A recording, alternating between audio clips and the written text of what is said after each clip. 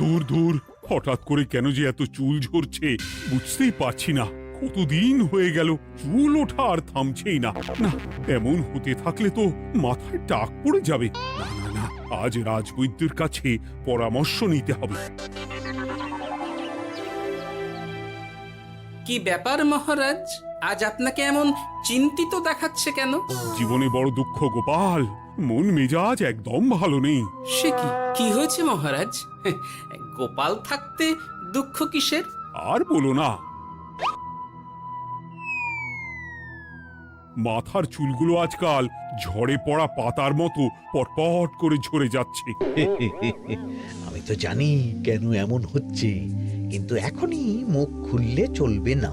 আর একটু বেশি বিপদ বাড়লে তখন মাঠে নামবো। তাই বলুন। এ তো খুব ছোট ব্যাপার, চুল ঝরলে টাক পড়বে, আর সেটা পড়া কত ভালো জানেন? কথায় আছে, যত বড় টাক তত বেশি টাকা। তুমি চুপ করো তো বাপু। যদি টাক থাকলেই টাকা হতো, তাহলে তোমার টাকা কোথায়? যেটা বোঝো না সেটা নিয়ে কথা বলো না। তাই না তাই, মহারাজের ঝরছে চুল, চিন্তার ভাঁজ মাথায়।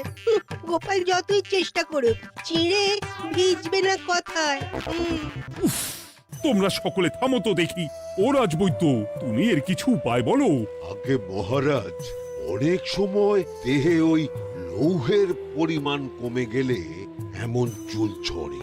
আপনি বরং পালং শাক, ওই কিশমিশ, কলা ও আরো কিছু ফল আমি বলে দিচ্ছি, সেগুলো বেশি করে খান। আচ্ছা আচ্ছা আচ্ছা, তবে তাই করে দেখি।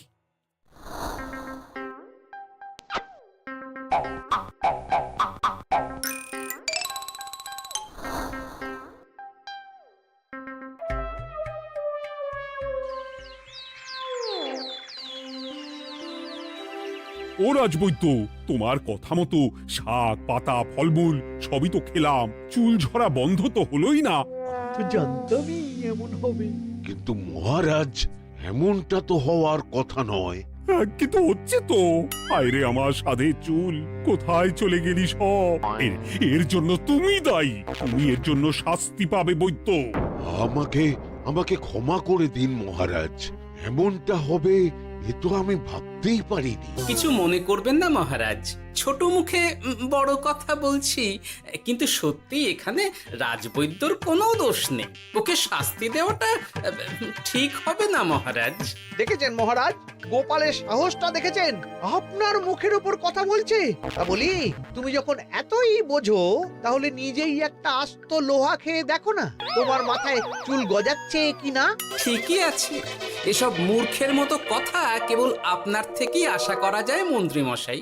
মহারাজ, আপনি বিচক্ষণ মানুষ, আমার শুধু অনুরোধ, আরেকবার ভেবে দেখবেন। ঠিক আছে, রাজবৈদ্যকে আমি শাস্তি দেব না, কিন্তু সকলের জন্য আমার একটা ঘোষণা আছে। কি ঘোষণা?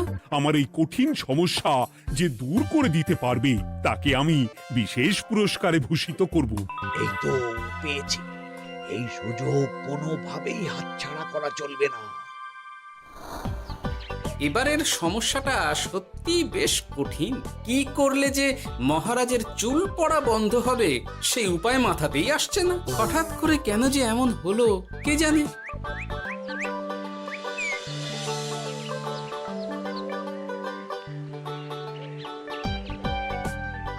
ও মা, তুমি এসে গেছো?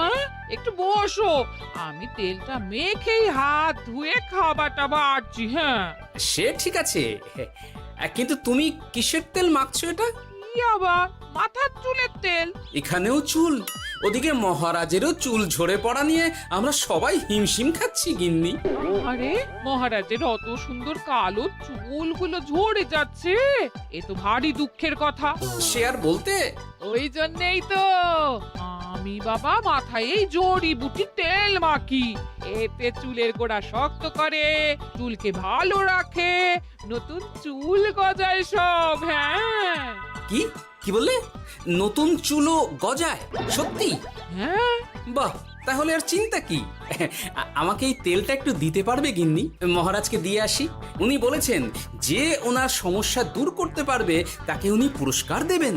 উমা, এই তাই নাকি? এ তো দারুণ ব্যাপার গো। নাও নাও নাও, তেলখানা নিয়ে মহারাজকে কাল দিয়ে এসো তাহলে। আর জানিয়ে দিও, দিনে 2 বার কিন্তু তেল মাখতেই হবে। হ্যাঁ, আচ্ছা ঠিক আছে।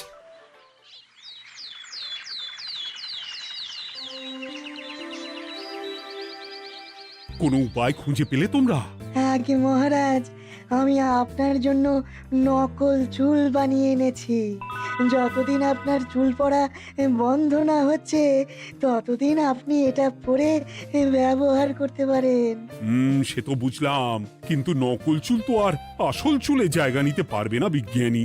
আসল চুলের কথা ভেবে আমি আপনার জন্য কেশুত্তে পাতা এনেছি মহারাজ।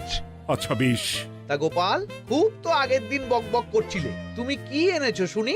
সেটা যথাসময়ে দেখতে পেয়ে যাবেন মন্ত্রী মশাই। এটা জড়িবুটি তেল মহারাজ। আমি এটা আপনার জন্য এনেছি। এতে নতুন চুল গজায় আর চুলের স্বাস্থ্যও ভালো হয়। আমার গিন্নিও ব্যবহার করে এটি, তবে দিনে 2 বার করে মাখতে হবে, তাহলেই ভালো ফল পাবেন মহারাজ। বাবা, তাহলে তুমি কেন মাখো না? আচ্ছা, আপনার সমস্যাটা ঠিক কোথায় বলুন তো মন্ত্রী মশাই? মহারাজের জন্য কিছু আনলেও কথা শোনান, না আনলেও কথা শোনান। সত্যি তো মন্ত্রী, কেন তুমি সব সময় গোপালের পিছনে পড়ে থাকো বলো তো? এরা তো তাও সবাই কিছু না কিছু আমার কথা চিন্তা করে এনেছে, তুমি তো সেটাও করনি। না, আসলে মহারাজ, আমিও ভাবছিলাম আপনার কথা, কিন্তু থাক, বুঝেছি। আহ, দারুণ। তেলের গন্ধটাও খুব সুন্দর। গোপাল, তোমায় অনেক ধন্যবাদ।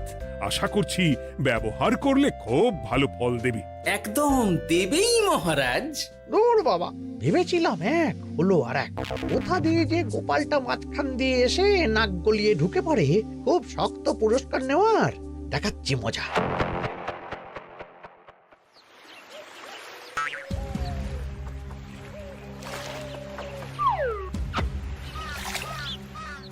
এবারে গোপালের তেল দিয়েই সব কিছু তোলপাড় করব।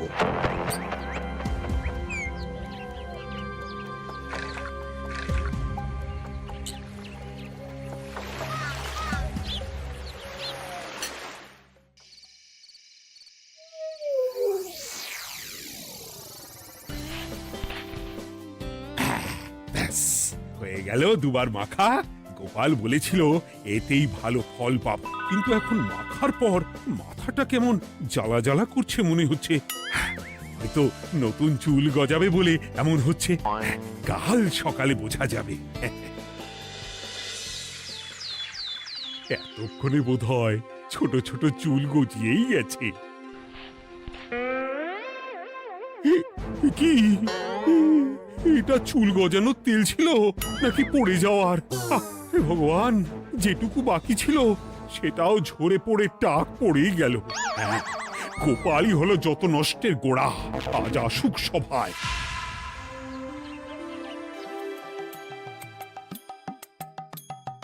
এই যে এখন এলেন উনি। ও কি মহারাজ, আপনি এমন কাপড় মাথায় জড়িয়ে বসে আছেন কেন? তুমি আর এমন প্রশ্ন জিজ্ঞাসা করো না গোপাল, তোমার দয়াতেই মহারাজের এমন অবস্থা।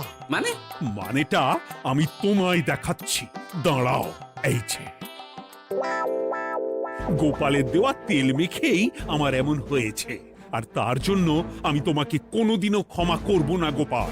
বিশ্বাস করুন মহারাজ, আমার গিন্নিও মাখে এই তেল, কিন্তু এমন কিছু তো এখনো পর্যন্ত ঘটেনি। আমি আর কিচ্ছু শুনতে চাই না। আমার মাথা ভর্তি চুল আমি ফেরত চাই। যতদিন না আমার মাথার সব চুল ফিরে আসছে ততদিন আমি তোমার মুখও দেখতে চাই না। মহারাজ, আপনার কোনো চিন্তা নেই, আমি তো আছি। এবার এই সমস্যার একটা সমাধান আমি করেই